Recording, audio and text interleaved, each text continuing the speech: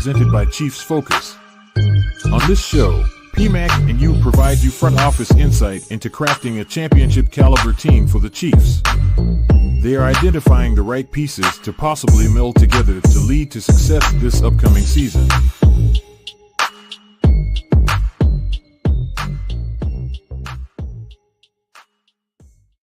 What it do? This is the War Room with PMAC, where we, myself and PMAC, look at the Chiefs, where they're currently at, and we try to see what we can add, subtract, multiply, divide to get us to not only another Super Bowl, but another championship ring. Shout out to PMAC. That's my dude. How you doing, man?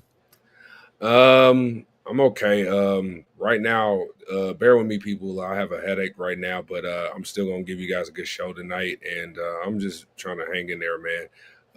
Next few minutes to break down some of this Chiefs news, and supposed to have our guest on tonight, but if he can't make it, can't make it. As they all say, the show must go on. But it's no hard feelings, yeah. So just trying to take care of everything, and just been working and also putting out the stuff out there, and just want to say, yeah, man, I'm glad that you're back, man. Hope everything went well with you last week. Yeah, man, I appreciate that. Appreciate you holding it down for me while I was out. But yeah, it went well. I mean, it's just, a lot of stuff going on, and life has to be lived is what I always say. Life has to be lived. Yeah. But anyway, without that, I wanted to say welcome, Chiefs Kingdom, to another episode of the War Room with PMAC.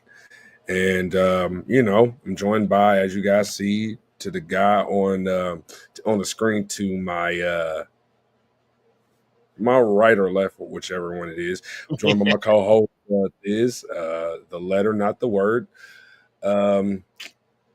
Tonight, we're supposed to have former Chiefs tight end Jason Dunn join us tonight.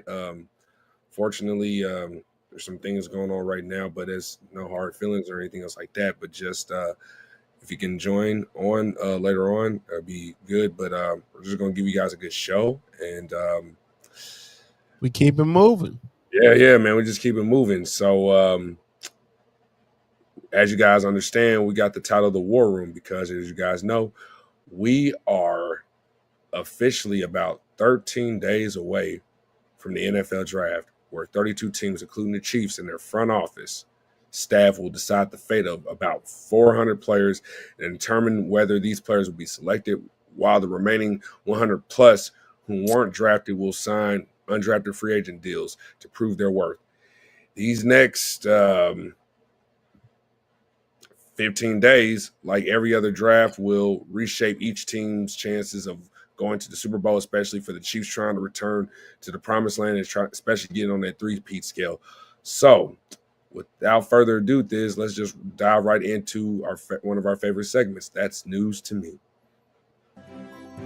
That's news to me. That's news to me. That's news to me. Well, we have a return on one of our players, man, that I'm very excited about. The Chiefs have re-signed safety Mike Edwards to a one-year deal for the 2025 season. This marks his return to the team after a strong performance during the 2023-2024 season, where he recorded 51 total tackles, including 32 solos, 1 sack, deflected 5 passes over 17 games. However, his production dipped significantly last season with the Buffalo Bills and the Buccaneers, only having 12 tackles and 1 deflected pass in 8 games. Despite this setback, the two-time world champ has a solid track record, averaging about 53, 54 tackles, 31 solo tackles, and 5 pass deflections over his first 4 seasons. His returns provides an opportunity to mentor the young guys, Jaden Hicks and Brian Cook, sharing his insights from experience from the past with the team. So what's your thoughts on Mike Edwards' return? I like it, especially for depth. A guy who already knows Andy Reid's system and Spag's system. My thing is, I like his return But when you're talking about guys that normally, to be fair, to be honest, I think sometimes we get into this mode where we like want guys that know the system, but just as much as those guys know the system,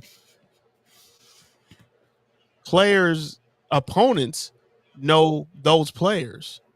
And it can tend to make it a little bit easier to defend guys like that. But I'm not worried about him per se. I'm just saying in general. Um, give you case in point. Uh Tyreek Hill, Tampa Bay Buccaneers. I can't think of the dude that threw the peace sign up at him in the Super Bowl. Oh, But Anton Winfield. yeah, Antoine Winfield, the safety.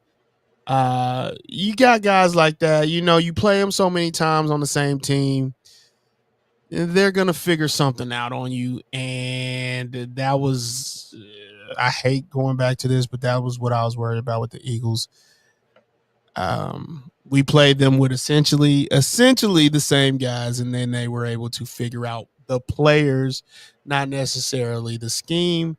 And you know, it is what it is. But this guy, I think he's a depth piece, obviously, and so I do believe that he's a good piece, and he knows Spag's system, and I don't think it's overkill as far as the knowing the system guys are concerned. Yeah, so that's the thing about Edwards, So like he played over, 8 games last year, as we all know. Yeah.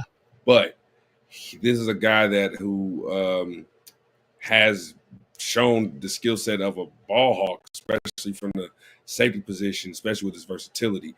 While the Chiefs will likely keep Hicks as their primary strong safety, he, like you said, he enhances the depth. I mean, after we fell short of winning the Super Bowl, re-signing him because he has proven success with us in the past, and with Cooks and Edwards in the backfield, and you got Hicks as your dime linebacker, especially in the dime packages. You got a safety unit that's well established. I mean, the safety play debate centers around the single high versus the split safety systems, and Edwards possesses the range for deep coverage and the physicality for the short plays in the box and the versatility for various roles. And Cook is, a skilled ball hawk. He only allowed 2 touchdowns and 4 interceptions since like week 6 of last season before he got hurt in the Green Bay game last year.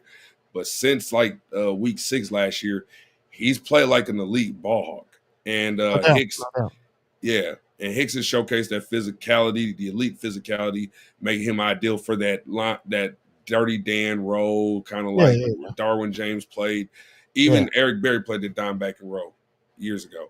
However, both Edwards and Cook, they're going to be free agents after this season, leaving Hicks as the only safety currently under contract. And you got Shamari Conner, primarily a slot corner. He has yet to prove that he could be a reliable defender, highlighting the need for another versatile safety, especially a single high one in this draft. And this is the reason I also say that you should always be drafting safeties, linebackers, and running backs, just because those positions are high impact positions. And when I talk about high impact, I'm talking about high collision impact. Injuries tend to plague them a little bit more because they tend to be more of a focus. And also, it's just a high impact position.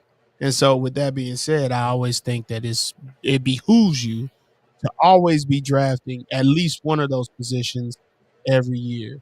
Last year we drafted Hicks, so I'm not going to expect them to draft another safety this year unless one just falls in their lap. But I agree. Next year, I mean, we just signed Nick Bolton to a deal. So what I do expect is for them to probably draft another running back, to be fair. I can see that. Draft another running back this upcoming year, and maybe you look at another safety next year.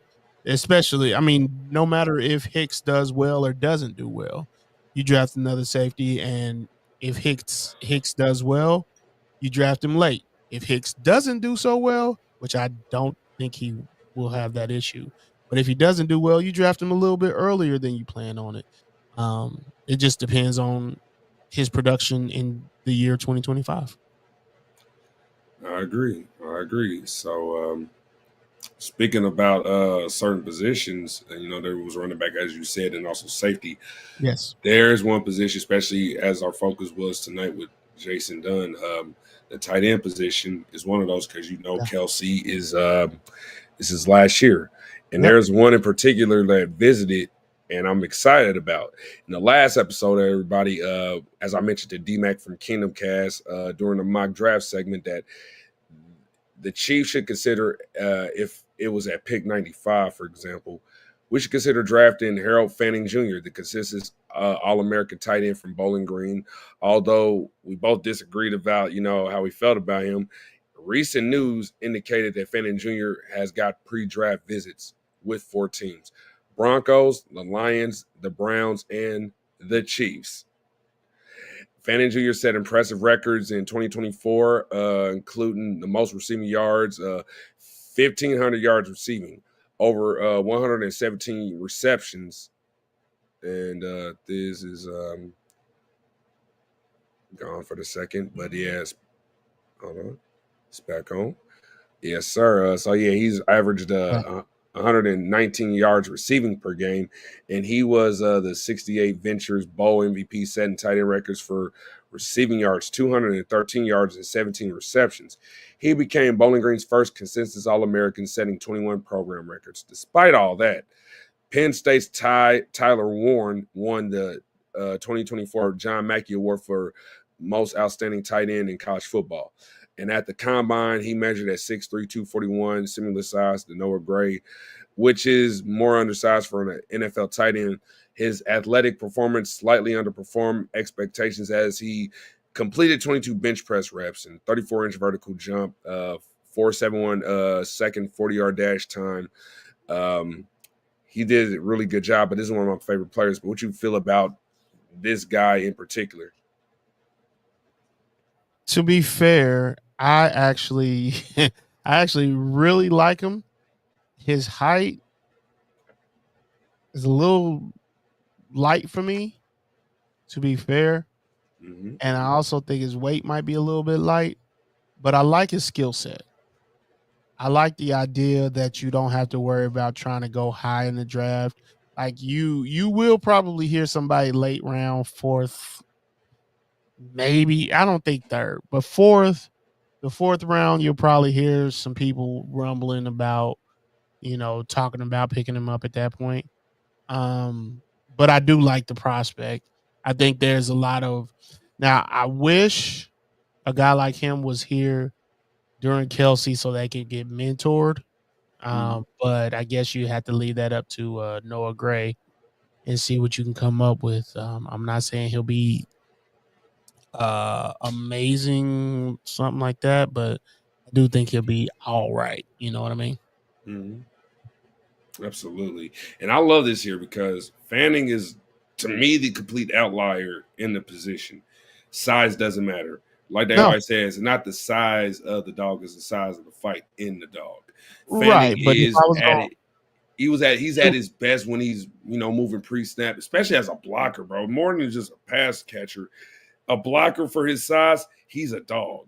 Like, he can fill the H-back roll nicely, come out of the backfield, the slide, and or the end of the offensive line to pop defenders in the run game. And he lacks the size to be an excellent pass protector, but more than he earns his keep as a run blocker. And that's going to be what that's one of the things Andy Reid probably looks at, not just only as a pass blocker, but if he can pick up pass block. I mean, if he can pick up blocking right now, we can work on the rest of it. Like, if he's got the agility, he's got the speed. I don't know about it. I don't know if I like his. I guess I don't know if I like his play strength, but I do like his everything, a lot of other things. And if he can figure out a way to work around those things, Andy Reid will figure out a way to use him in a way that would best suit him. In the same way, it might take a couple years. Please understand that it might take a year or two, but in the same way we used Noah Gray last year, he could be used very well in this offense. Absolutely. And with that, there's other news of certain players that have visited. Other noteworthy visits include speedy wide receiver from Texas, Isaiah Bond. He embodies the ideal wide receiver that the Chiefs prefer, featuring a lightning fast 4.35 40 time, impressive kick return skills.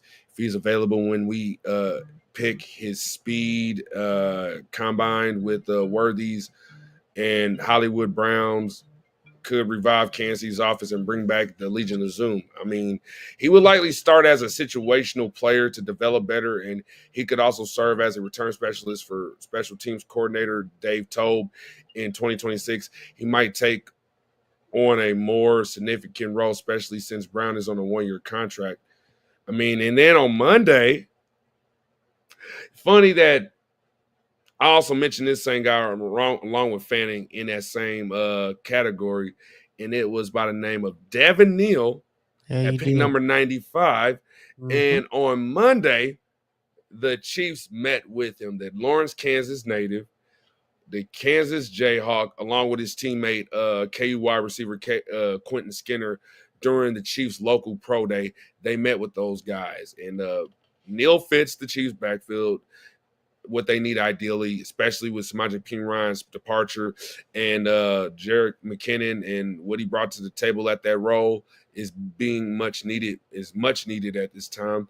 While some see him as a potential full-time starter, he would not need to take on that responsibility in KC in 2025 with Pacheco and Hunt already on the roster. Instead, Neal could excel in a role that showcases his dual threat capabilities. And lastly, just today, this morning, ESPN's Adam Schefter revealed that the Chiefs are also bringing in one of the best left tackles in this draft, Ohio State star left tackle Josh Simmons, as he visited today. And if the Chiefs have a chance to snag him, they have every reason to do so. Okay, let's start with Devin Neal. Devin Neal, I like the idea that he can come in and not have to worry about playing immediately. Like, we got two guys. So I love the idea that he could be a situational guy or not play immediately. So I like that. But I do think if for some reason, I think, let's imagine the whole situation that Kareem Hunt came into. One snap in, I mean, early into the game, early into the season, a game actually, where he got to come in and take over. Do I think Devin Neal could be a guy that could carry that load? Absolutely. Do I think it'll be for the long haul? I don't know if he has a frame to withstand such a gruesome season like 18 games. However, if something like that did happen, I obviously believe that Andy Reid, Brett Veach, and all of them would make the adjustment. So I do like Devin Neal there. Even though he is from KU, but we won't hold that against him. What was the second guy you mentioned? Josh Simmons. Look, man, I kind of fell in love with him early on as far as him as a tackle prospect. But there's one thing that keeps tripping me up, and that's the injury. And I don't like the injury at all. Granted, they might release him to do whatever, but I just that injury is just really kind of messing me up. I don't know, man. It's really messing me up and making me second guess on bringing him in. Made me kind of pivot from Josh, because Josh Simmons was my 2025 NFL draft crush, number 2. And then it just made after I found out the injury and the severity of what it could be, it made me kind of pivot to is it Kelvin Banks, Right. Texas? Mm-hmm. Made me kind of a little bit pivot, but to be fair, Simmons is still on my mind. That injury is just not what's up for me. That's why he reminds me a lot of Brandon Albert. Okay, good comparison there. Great comparison. Yeah, I not hating. I enjoy the guy. I think he could be a real good player. Question is, I, I mean, if that injury comes into play at all, ever, I don't want Yeah. that. Anyway, my bad. You're good. You're good. But yeah, with that being said, that's all for that's news to me. But yeah, folks, we were supposed to have Jason Dunn on tonight, but unfortunately, I haven't heard anything. But it's all good. But we'll try to get in touch with him sometime soon. But since we don't have him on for tonight, we probably could do it for like maybe next episode, and especially if he's on, we'll see. But until then, I think I want to probably, since it's going to be a short show tonight for you guys and also dealing with a headache, we'll just go ahead and give you guys my next top 100 mock draft. And this time, it's a trade down edition. So, the Chiefs have mostly filled their roster through free agency, but like all teams, they are preparing their draft boards. Positions such as running back, wide receiver, offensive tackle might not see high demand on April 24th unless they're involved with names like Josh Simmons, as we just talked about, the kid McMillan from Arizona, or Ashton Genty. Like 2020, the Chiefs fans may face a challenging draft as the trade market heats up, with teams looking for reasonable, reliable prospects. This top 100 draft includes a proposed trade by Veach moving back into early day 2 to secure the best player available. So, with that being said, let's get started with that. So, I propose the Chiefs trade picks number 31, number 95, and the 2026 third round pick to get pick number 40, 71, and 93 for the New Orleans Saints. And this would give me 5 selections in the top 100 instead of 4. So with that first one, I traded for pick number 4, Luther Burton III from Mizzou. Yes, Mizzou. He was still on the board. Whatever. He was still on the board, and I had to get him, man. Regardless of the border or whatever, whether it's Devin Neal or Burton, those guys can ball. And I like those guys. Even though Rashee Rice is back from his injury to complement Worthy and Brown, Burton, who is explosive, precise, productive, would provide the Chiefs with 4 reliable pass catchers who would create nightmares for opposing offenses, similar to the days of the Legion of Zoom. Burton plays more significant and more physically than his size suggests. He breaks tackles, makes defenders miss, routinely outruns defenders in space, and he can line up outside in the slot, stop and go on a dime. He reminds me a lot of Randall Cobb. Adding Burton alongside Worthy and Rice would give Mahomes a young, formable 1-2-3 punch for the next 3-4 seasons. Here's my thing. I love the Luther Burden pick. I honestly, at the beginning of the 2025 year, I didn't think he'd be projected to fall below 32.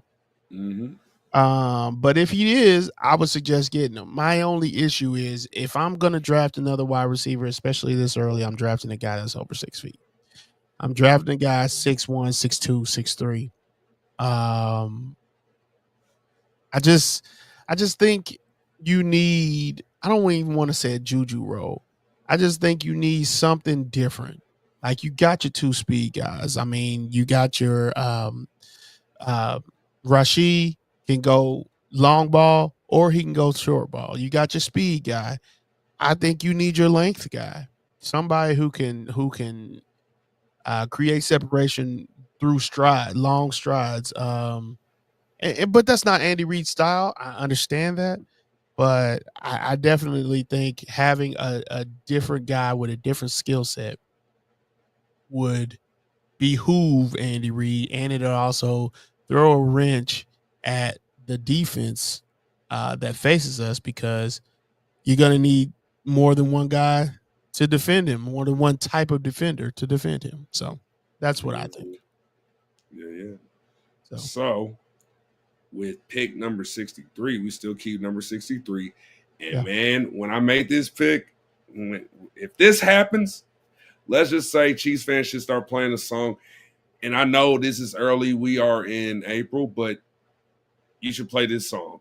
It's beginning to look a lot like Christmas everywhere you go. But I was saying all this because this move would be a gift if the Chiefs somehow acquired one of the top 5 running backs in this draft class. Ohio State's Quinshon Judkins. Judkins possesses the excellent height, weight, speed combination. He has good vision, quick feet to evade defenders, natural running balance, power, and strength. He's an explosive athlete, talented runner, able to succeed without great vision, but he has it. His lateral agility and his elusiveness are elite. He possesses above average long speed, 4.48 in the 40, and navigates open field well. His contact balance is elite, although he may not run through many face masks in the NFL. He's more likely to bounce off a tackler than to win, the sector of the angry runs on the NFL Network. Yeah. This would be like seeing DeMarco Murray in a Chiefs uniform, and Judkins, as I mentioned, would be running back 1 instantly. If he falls to the Chiefs, he could erase the disappointment from the Clyde Edwards-Helaire pick 5 seasons ago. He would excel in the light boxes offered by Mahomes and the Chiefs' dynamic passing offense. As Mahomes is going to turn 30 this September, Judkins could relieve some offensive pressure from the 2-time MVP. I like the idea of Judkins. I like the size. I like the speed. Like, I don't think he's gonna be like a Jamal Charles or anything, but I love the size. I think I'm a little, I don't know if I want to say fed up, but the lighter, quicker guys, we cool with them, but I just think you need a mixture in there. And I think Judkins would be probably a good mix in there. And like you said, it would be kind of Christmas early. A little bit. Now, that's a little bit early for a running back in my pick, in my book. But for Judkins at a third round. Is it third or second? Late second. I'd take him. I'd be cool. And the main reason I'd be cool also, he's good. You got the pick, but you're also picking 3 picks later. So I would take that again. It's not a bad idea. Yes, sir. I mean, that's why you take them. And this is why. And then after you would take them here, this is why offensive alignment after that move is very important, because, yes, Simmons is gone, let's say, after that, and that's probably why the Chiefs would trade down, for example. So if you have an opportunity, the Chiefs need more help on the offensive line, and it won't be easy, especially if Simmons is gone. Given the necessity to protect Mahomes and the potential for Judkins, if he is drafted, to have more room to run, then with pick number 66, the 6'6", 330-pound Kansas City, Missouri native Ariante Ursary seems suitable. Ursary embodies the qualities the Chiefs seek in offensive tackles. He is robust, powerful, and has good enough arm length, 33 1/8 arms. He excels in jump cut sets for pass protection. Although he needs some development, he could be valuable on draft day. He reminds me of Tyler Smith from the Cowboys. Tyler Smith, his rookie season, he stepped in at left tackle after Tyron Smith got injured in training camp. Started all 17 games, 16 especially at left tackle, and just 1 at left guard, solidifying the left side of the offensive line for the Cowboys. And he became crucial for the Cowboys after an impressive start. And that's what I see in Ariante Ursary.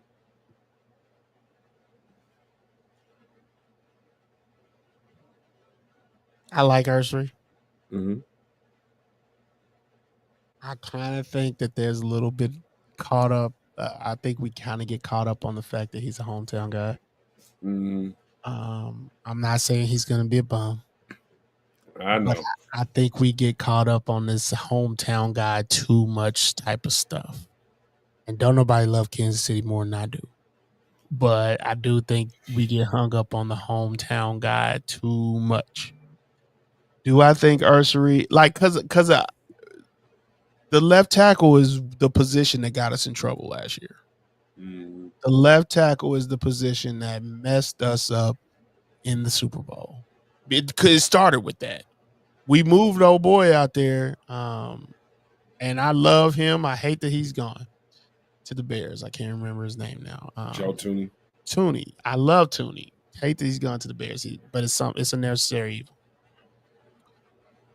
But I also, at this point, I think that it's too much of a necessary evil to pick him at third. I think you're going to have to pick him at first or second. Like, you're going to have to go reaching for a guy that you think could at least, if nothing else, he don't got to be great. He don't got to be a Super Bowler. He don't have to be, he don't have to be a Hall of Famer. He just needs to be to us what what's his face was to us in 2013. Our number one draft pick. Eric Fisher. Eric Fisher. He doesn't have to be anything but that. That's all I want. A guy you don't have to worry about. Reliable. We don't have to talk about him. Reliable. We don't have to talk about him because he's going to do his job and he's going to do it well. And I wonder about that with Ursery. I like Ursery, don't get me wrong, but I think a lot of people do like Ursery because of he's the Kansas City factor. And that's fine if that's what you want to say, but I also think that's what got us in trouble with picking old boy from K-State. But that's neither here nor there. Just throwing it out there. Yeah. Well, so with 2 picks left, what are the last 2 picks in the top 100 I would make? So Chris Jones needs some help. And although we re-signed Charles Omenihu with Mike Pennell and we added Jerry Tillery, the interior pass rush still lacks urgency. Mm-hmm. And Chris Jones will turn 31, yes, and he will be the only defensive tackle left going into 2026, leaving the group rather slim. Enhanced play from the defensive line elevates the effectiveness of Jones, Carl Loftus, and Omenihu and Dana. And Texas defensive tackle with pick number 71, which is one of the picks from the Saints, Alfred Collins, could contribute to all 3 downs, helping Chris Jones with the double teams and triple teams, pressuring the quarterback, disrupting run lanes, and playing which is music to the ears of Spags, Joe Cullen, and CJ. And with his skills, Collins can serve as a strong foundation for the unit in the long run, especially down the road to take the mantle for Chris when that time comes. And he reminds me of Derek Brown from the Panthers. With Collins, I've been lobbying for this for I don't know how long. Like, and I do believe that they tried to do a situation with old boy that left us and went to the Packers. His name's gonna escape me, but defensive tackle Jaron Reed, yeah. That was a failed attempt. That's what it was. It was just a failed experiment. This ain't Jaron Reed, dude. This is a 6'5", 325 dude who can move like a defensive end at his side. Believe me, I've seen the tape. I don't think this dude is Jaron Reed, but what I'm saying is I do think the Chiefs tried their attempt at trying to help Chris Jones was Jaron Reed. No, that was a failed attempt. This right here, him and Jones, and then you get Omenihu, and then you get Karlaftis on a contract year, let's say, because this is a contract year for him, right? Mm-hmm. This could be a defensive line to be reckoned with. This could be the defensive line that Spags has been wanting since he left New York. Yes. Yeah, because this guy can play the tackle position while Chris Jones moves to the right, moves to the left, while Karlaftis, while they literally shuffle the deck of the defensive line. I'm with it. I like the pick. I love the pick in all actuality. Love it. Sir. Thank you. And the last pick of the I think top that's my 100. favorite. That's my favorite pick of all the ones you've done, to be honest. Hey, he's been one of my guys I've had on my list since the end of the Super Bowl. So That's what's up. yeah. So with the last pick, which is pick 95, which is one of the last picks that we made with the Saints, I just went ahead and I drafted Harold Fannin Jr. from Bowling Green as Kelce's successor.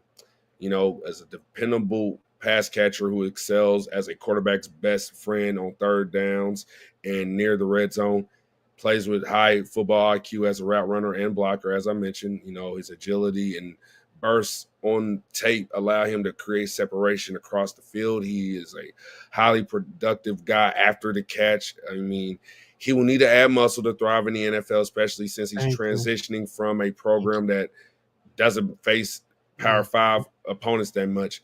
He must adapt to the physicality of coverage defenders. And learning from Kelce before he departs would be invaluable, and Fannin could immediately impact the field with his seam running, opening up opportunities for the other options on the Chiefs' passing attack. Additionally, he would serve as a safe and reliable target for crucial chain moving situations. And my pro comparison is Sam Laporta. I like Fannin. I like Fannin a lot. I just think that he's gonna have some work to do when he finally does get in the NFL, especially for what Andy Reid's looking for. So I do believe that he has the hands, he has the quickness, he has the short yardage burst to get open and be everything Patrick Mahomes needs. There is some, I mean, I think he can block, but there's going to be a learning curve there. And you got to worry about that. You got to think about that because it could be a bigger curve than we want it to be. But I still, at this pick 93, no, I'm not, I don't have any problem with it. At pick 93, I don't have any problem with it. Me neither. So glad I made the pick, man, because these are the moves that I would make, especially if I was in Brett Veach's shoes, especially if I'm talking about going back to the Super Bowl. Yeah, and the thing about it is, with you, here's the thing about replacing a legendary player. You're not going to. It's just all to it. You can't expect to let man, I just tried to make a comparison and I couldn't do it. You can't let what's his face go to the Chiefs and then draft a Steve Young and expect that to work every time. It doesn't happen that way. That was an anomaly, and that happens least often than you think. So just getting a guy that can be productive for Patrick Mahomes and be that's a security blanket, as it were, him. Just somebody that can catch the ball. That's all. So I like it.